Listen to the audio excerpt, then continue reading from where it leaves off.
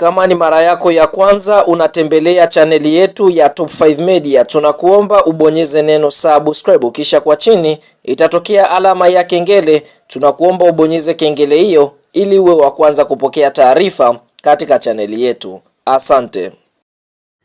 Yes bwana, moja kati ya mchezo mkubwa wa ligi kuu ya NBC ambao tumetoka kutazama siku ya leo kutokea katika uwanja wa KMC Complex uliopo jijini Dar es Salaam ni mtanange wa kuvutia, ambapo mtanange huu umeikutanisha klabu ya soka ya Simba Sports Club dhidi ya Dodoma Jiji Football Club, ukiwa ni mchezo wa ligi kuu ya NBC duru la Dar es Salaam, ambapo mchezo huu ulikuwa ni wa mzunguko wa 25. Fahamu mechi ilikuwa ni ya kuvutia, hususan kwa jinsi ambavyo Dodoma wameweza kutoa game ngumu kwa klabu ya soka ya Simba Sports Club. Kabla ya kuendelea mbali, kama ni mshabiki wa Simba Sports Club, umeweza kufurahishwa na hiki ambacho Simba wameweza kukipata ama matokeo ambayo wameweza kuyapata, like video yetu, alafu tuende kwenye comment section katuambie kwa upande wako wewe, je, ni mchezaji gani wa Simba ambaye ameweza kukuvutia katika mchezo huu? Fahamu katika kipindi cha kwanza klabu ya soka ya Simba Sports Club walitengeneza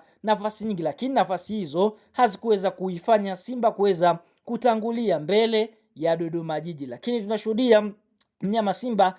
kupitia Mpanzu kipindi cha kwanza alikosa nafasi nyingi sana, lakini mpaka half time klabu ya soka ya Simba walikuwa sare ya 0-0 dhidi ya Dodoma Jiji. Katika kipindi cha pili mnyama Simba akaja kuwasha moto kama dragon, ambapo tunashuhudia dakika ya 61 kupitia kwa Elie Mpanzu aliweza kuingia na mpira ndani ya boksi na golikipa wa klabu ya soka ya Dodoma Jiji akamchezea rafu, ambapo rafu hiyo moja kwa moja mwamuzi wakati akafunika kuwa mkwaju wa penati katika dakika ya 61.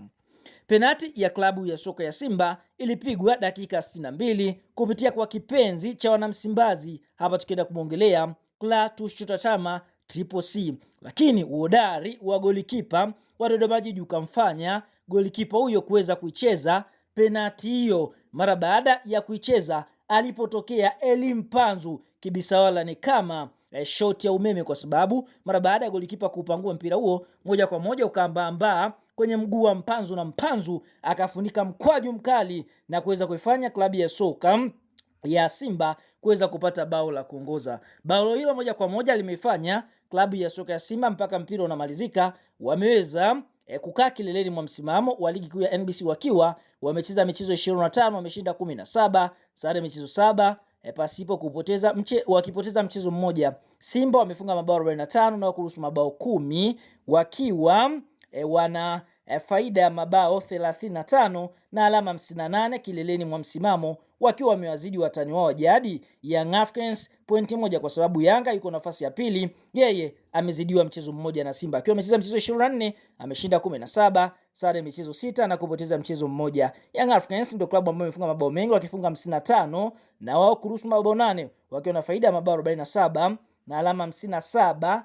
kileleni mwa msimamo wa ligi kuu ya NBC kwa msimu wa mwaka 2025